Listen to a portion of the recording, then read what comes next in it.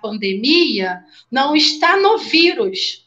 O vírus se tornou um monstro, mas ele está o quê? Nas ferramentas que faz esse vírus se tornar um monstro, que é a fome, é a desigualdade social, falta de saneamento básico, falta de tudo. É educação, porque um povo educado se constrói. Eu tenho que transmitir numa linha de raciocínio a implementação do que ele pode fazer para melhorar ao redor dele e a cidade dele. Então, o sanitarismo é isso, é uma eterna vigilância, né? É um eterno vigiar de pensamento e que nós estamos associados a tudo. Então, hoje é o vírus, amanhã vai ser ainda mais as questões ambientais, a questão das desigualdades, e se isso não tiver uma intervenção, não tiver nós aqui, dentro dessa sala, debatendo com outros, sendo multiplicadores desse pensar, né, o pensar da saúde, o pensar da educação, o pensar jurídico, nós não vamos combater isso a longo prazo. A curto prazo é difícil, a médio se torna algo possível se a gente desconstruir determinados pensamentos e não jogar, né? Não deixar essa responsabilidade somente para o jurídico, que é o que hoje eu fico muito apreensiva, né? O jurídico resolve, o jurídico é o detentor das ações do poder, mas não é isso, nós somos responsáveis também por essa ação, né, teórica ali. E aí, dentro, né, na Estácio, mais uma vez falando, a professora Marta aqui, desculpa, a professora é mais forte, né? E a gente discute em Campo Grande essas questões. Então, desde o primeiro período, né, todos os professores faziam esse enlace entre a história, a educação e a saúde dentro dessa construção, dentro dessa sociedade civil. Então, aqui um pouquinho, né, que eu posso contribuir, estou à disposição de vocês, de todos que estão assistindo, mas queria deixar que sanitarismo é algo que pode revolucionar e melhorar muito a nossa qualidade de vida, uma vez ela implementada de forma séria, né, e sendo fiscalizada. Esse é o grande problema hoje, a fiscalização dos serviços prestados. Obrigada.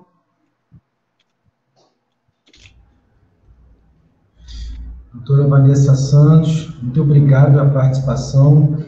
É sempre muito relevante, nós do direito, né, recebermos uma especialista em questões sanitárias, onde nos traz uma aula do que é o sanitarismo, né, essa questão preventiva, tão necessária, essa ponderação no que concerne a falta de fiscalização, a deficiência das agências reguladoras, que é um outro grande problema que nós atravessamos.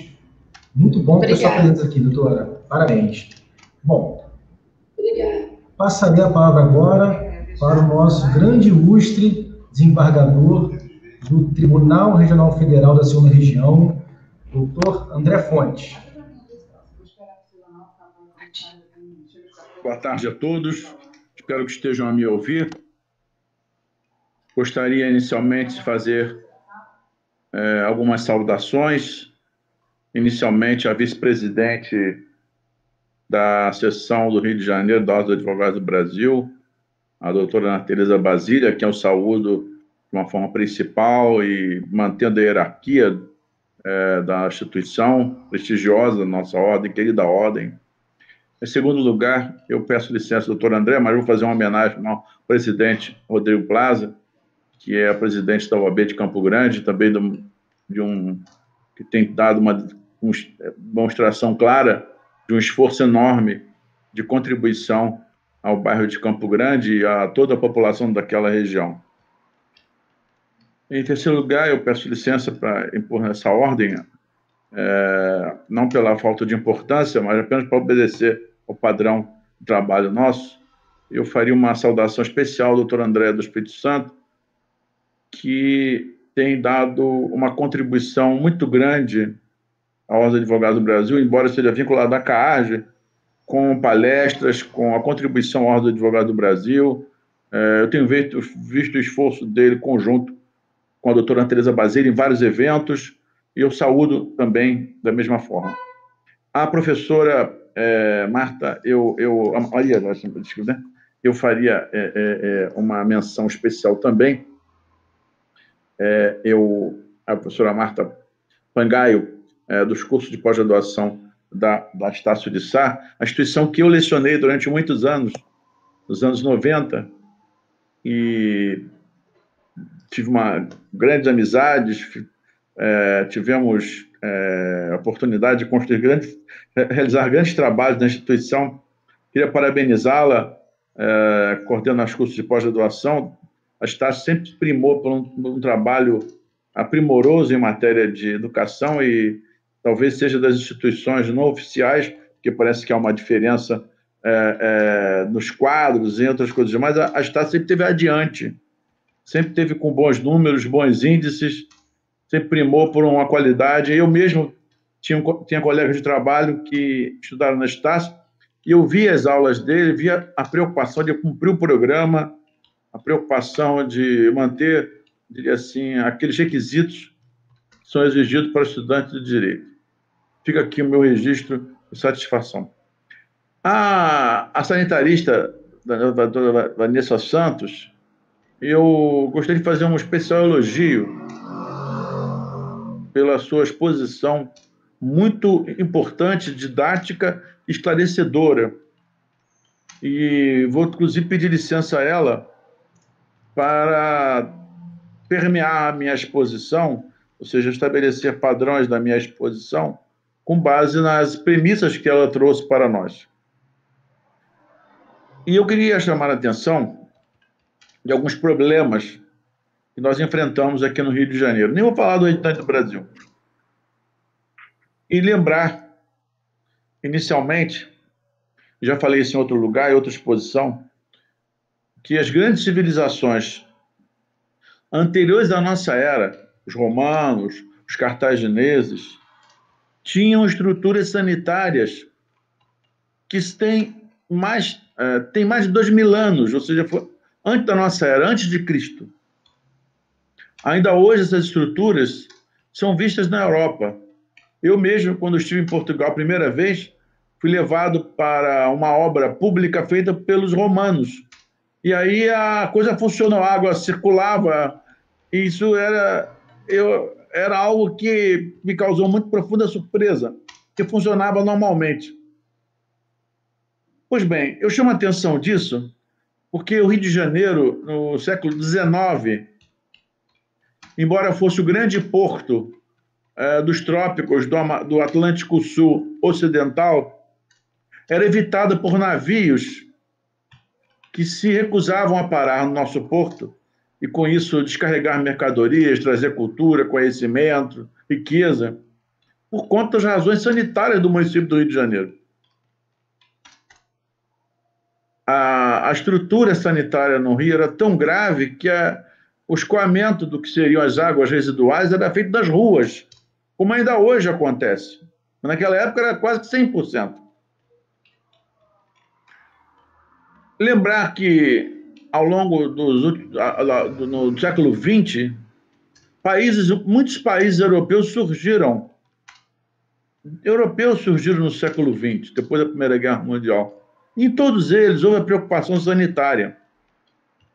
Nós tivemos povos que lutaram anos para a sua autonomia, e as primeiras coisas que foram, diria assim, feitas foram as bases fundamentais da questão sanitária de cada país.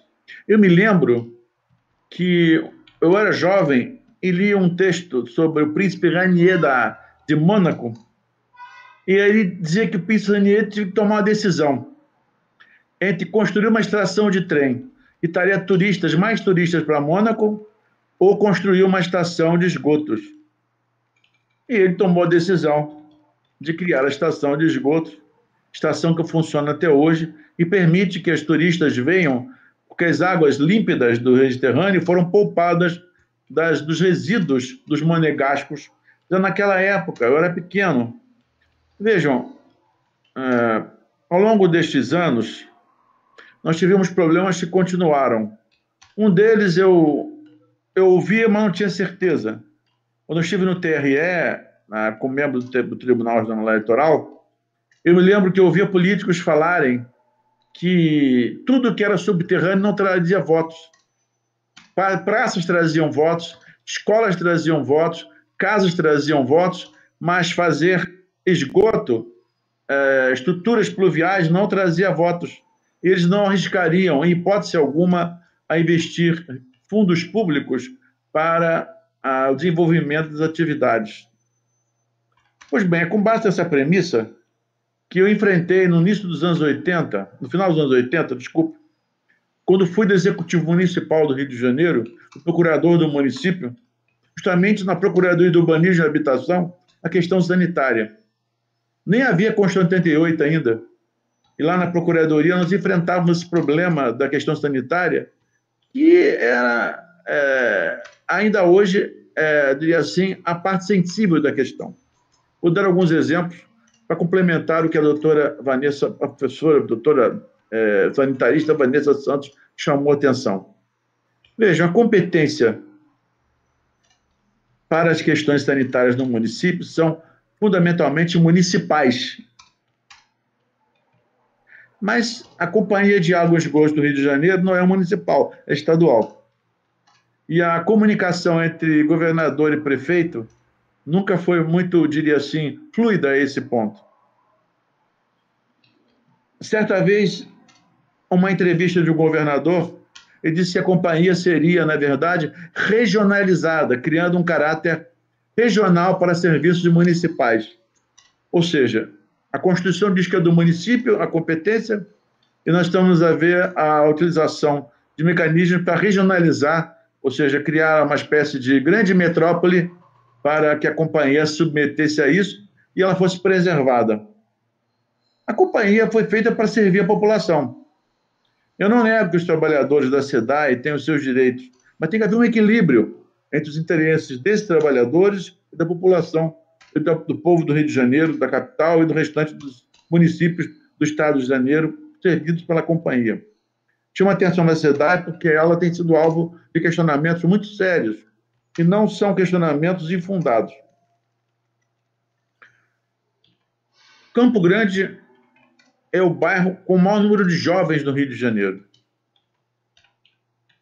É um dos maiores bairros do Rio de Janeiro.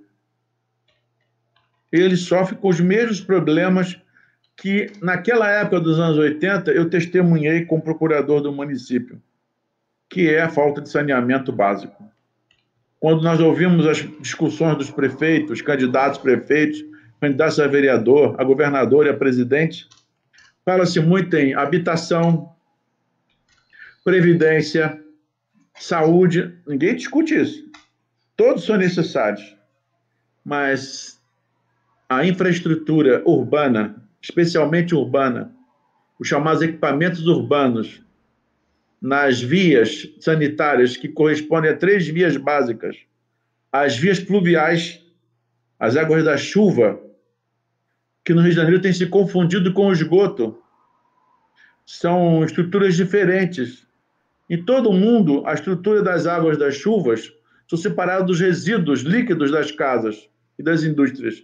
No Rio de Janeiro, eles são somados, não em a sua totalidade, mas em grande parte.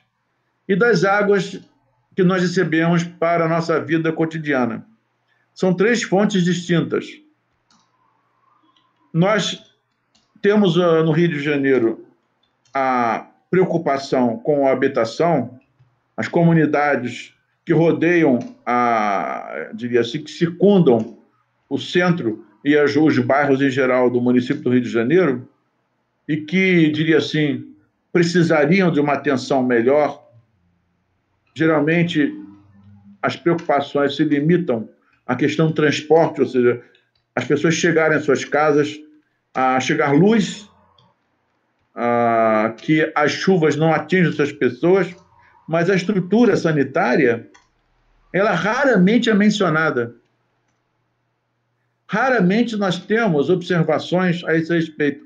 Eu mesmo, nas minhas observações que faço ao longo do acesso no Rio de Janeiro, podemos ver o lixo jogado, por exemplo, o resíduo sólido jogado em algumas áreas, que os caminhões não vão até lá por várias razões, e, consequentemente, os esgotos também são lançados in natura, ou seja, a questão das comunidades tem se limitado à questão em si do imóvel, em si da habitação, desprovendo as pessoas desses elementos de infraestrutura mínimos, e começa com a unidade básica de saneamento, que é um vaso sanitário, um chuveiro, uma pia, e antigamente havia o famoso bidê, desculpem essa maneira pouco popular de falar, mas de 4 foram reduzidos a 3,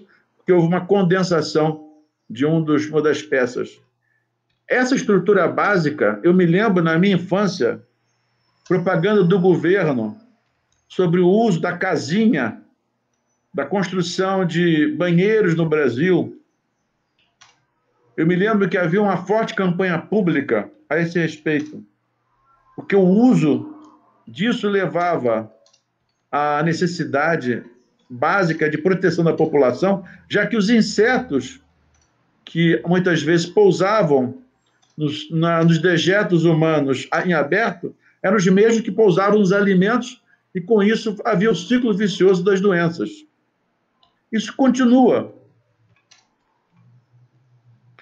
E, por outro lado, as soluções que nós temos encontrado no Brasil têm sido todas elas centralizadas. Veja, o Brasil tem o maior sistema de saúde do mundo, que é o SUS. O maior sistema previdenciário do mundo, são 25 milhões de pessoas a receber prestações previdenciárias. É o país que mais paga prestações previdenciárias do mundo. Nós temos uma prestação previdenciária correspondente à população de Minas Gerais e Mato Grosso do Sul e Mato Grosso juntas.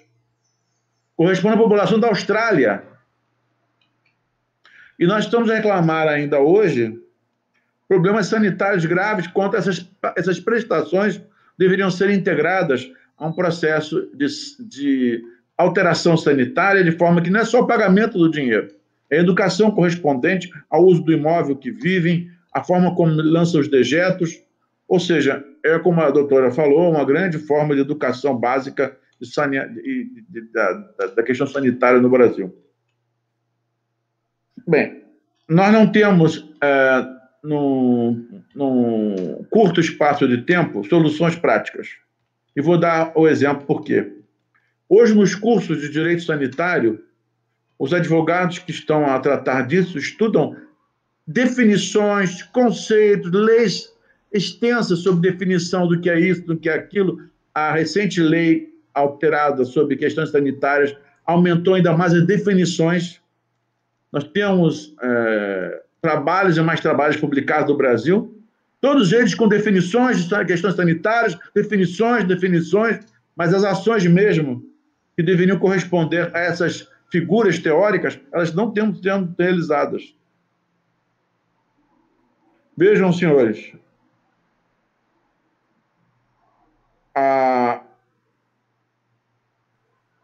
algumas cidades europeias foram destruídas na Segunda Guerra Mundial. A destruição não significou a reconstrução só da parte de cima da cidade, mas usaram esse período para criar as galerias de acesso dos resíduos líquidos nessas cidades. Isso aconteceu com Tóquio, por exemplo, que é o caso mais emblemático, que usou fundamentalmente as galerias para controlar o sistema sanitário daquela cidade. Tóquio hoje não é um município apenas, é uma estrutura maior. Mas e nós? Nós não temos essa perspectiva. Os juristas, de modo geral, querem discutir competência, como eu chamei a atenção do município, querem discutir qual é o órgão competente, querem defender essa ou aquela instituição, por exemplo, a SEDAI, com seus trabalhadores, que ninguém está pondo em discussão isso, o SUS na sua estrutura. Só que o problema é municipal. O problema é a construção das vias sanitárias de acesso ao fluxo do resíduo líquido, que não ocorre. Nós tivemos um determinado prefeito recentemente que até andou abrindo galerias para evitar enchentes, mas esqueceu que as águas pluviais eram um aspecto do problema. Resultado prático foi que não se resolveu o problema das águas pluviais, a água da chuva, e se misturaram as águas residuais, as águas dos esgotos no Rio de Janeiro novamente. E se misturaram, como foi chamada a atenção aqui, sem controle, sem tratamento. As águas da chuva podem, eventualmente, se dirigir ao mar, mas os resíduos líquidos das casas, das indústrias, não podem se dirigir ao mar. Eles têm que ser tratados antes elevados. E no Brasil nós temos notado que essas tubulações que projetam lixo para o mar adentro têm sido chamados emissários submarinos, têm sido criados com muita frequência, como se fossem soluções. Eu me lembro, nos anos 90, várias soluções eram a criação de emissários submarinos, ou seja, tubulações por alto mar, sem tratamento. Isso é um crime. É um crime. Isso foi tratado na televisão como uma solução prática. Tudo para poupar a companhia que deveria fazer o saneamento básico no município. E a solução era estadual, ou seja, a competência do município e o Estado é que resolvia.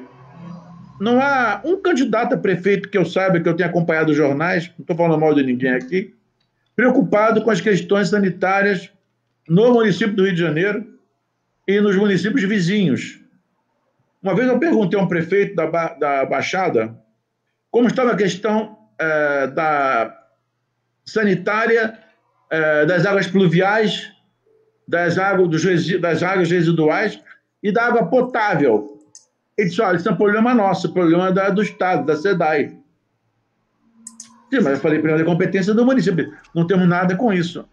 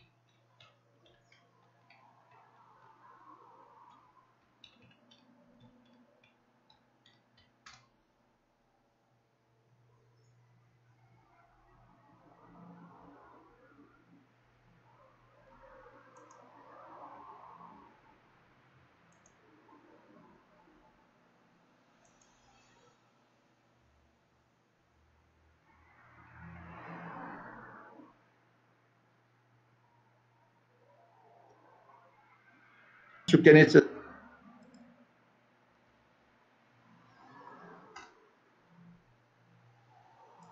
necessário. Tivemos até bondinhos que acabaram não funcionando mais.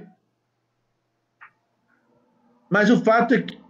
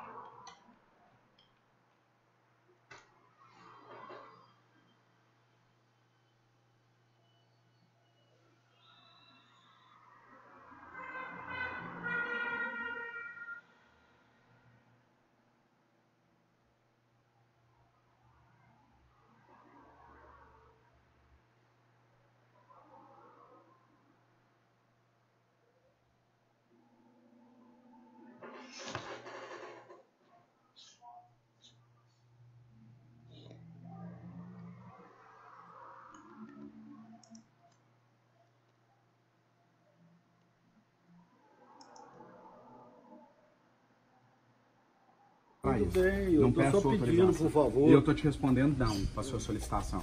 Eu entro aonde tiver